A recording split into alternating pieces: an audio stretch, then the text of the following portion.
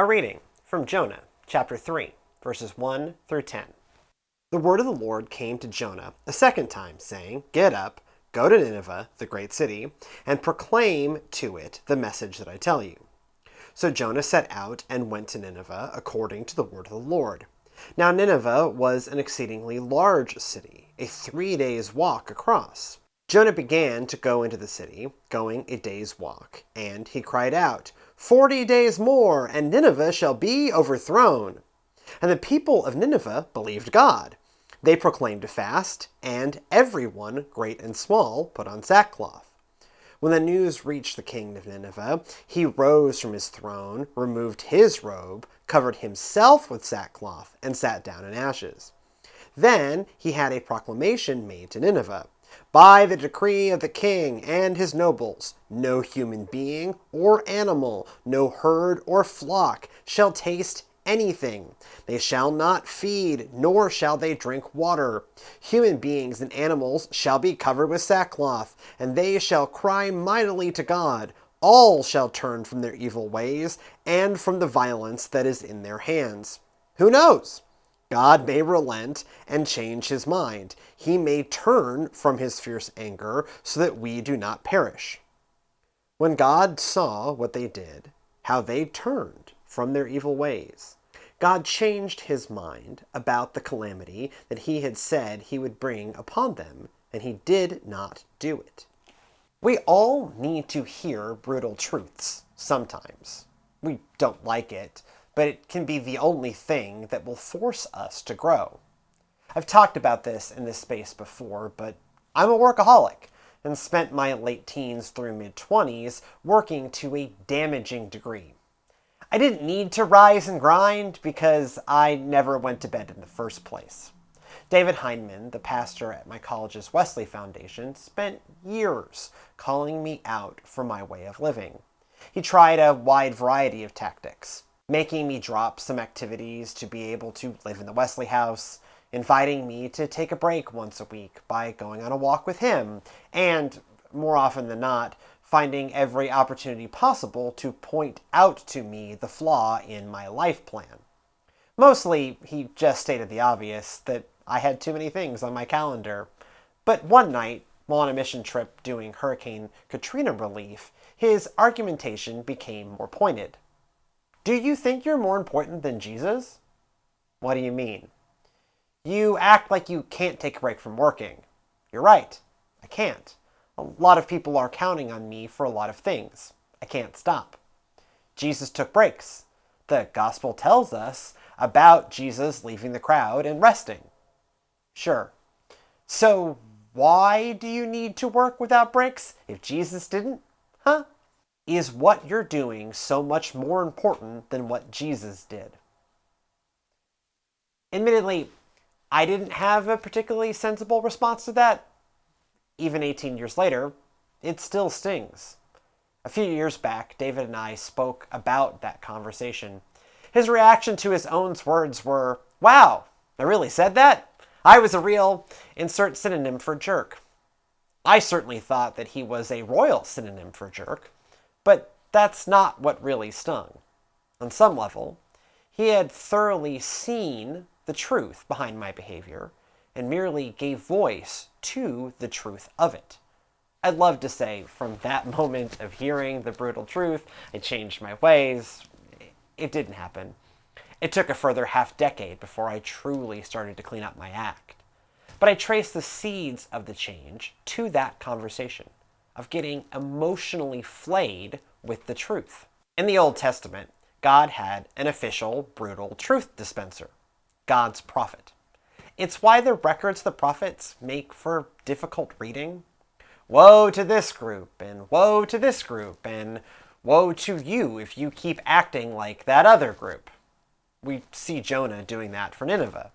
The book opens with a confirmation of the city's need for change. As it says in Jonah chapter 1, verse 1, "Now the word of the Lord came to Jonah, son of Amittai, saying, Go at once to Nineveh, that great city, and cry out against it, for their wickedness has come up before me." In our text here in Jonah 3, we see Jonah delivering that message after a sojourn into the belly of a fish? As it says in verses 3 and 4. So Jonah set out and went to Nineveh, according to the word of the Lord. Now Nineveh was an exceedingly large city, a 3 days' walk across. Jonah began to go into the city, going a day's walk, and he cried out, 40 days more, and Nineveh shall be overthrown. The text doesn't provide us with any details of their specific wickedness other than a nod towards violence. Historically, Nineveh was once the capital of the Assyrian Empire, one of the biblical evil empires, and its aqueduct system may have been the historical basis for the Hanging Gardens of Babylon. Something in there led to a prophetic declaration of wickedness that Jonah, after long delay, carried to them. They get the brutal truth that, rightly, their level of wickedness has condemned them to utter destruction. It does the trick, though. The king declares a fast. The humans and the livestock put on sackcloth. They refrain from violence. In 40 days, they turn in an entirely different direction. The prophecy achieves its divinely intended effect: behavior change. Jonah serves as a reflection on the nature of prophecy, particularly prophecies of doom. Jonah takes off running because he knows that God won't really zap Nineveh. If they change, God will relent. In its own way, we glimpse grace, repentance, and redemption.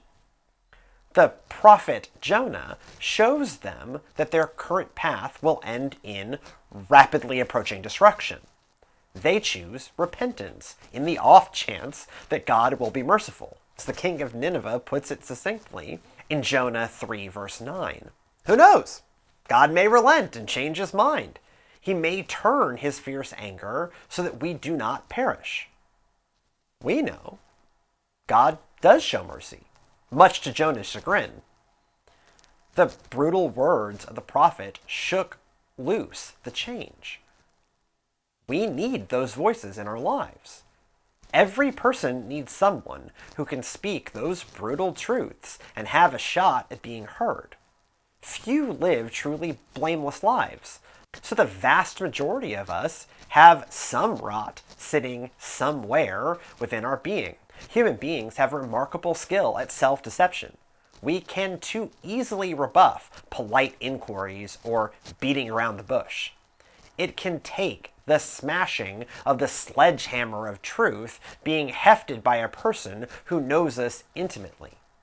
This is something like what John Wesley meant when he said his famous words that there is no holiness without social holiness. He wanted people to live within accountable relationships, that as many Christians as possible would be a part of a small group that would cut through the niceties and get to the root of people's struggles. John Wesley designed elaborate systems for these groups. At each weekly small group meeting, each person would have to report on their progress or lack of progress. Then during the week, the small group leader had the additional responsibility of checking in on each group member to see how they fared. John Wesley grasped the transformational power of the properly applied outside perspective. It changed Nineveh. It changed me. We can easily avoid all of this. We can build elaborate walls to keep people out. We can show up at church, sit down, listen, and go home without ever interacting. We can check the Christian box and move on, unaffected. If we pause and build relationships, people might see how great a sinner that we truly are. They just might. And they might help us change.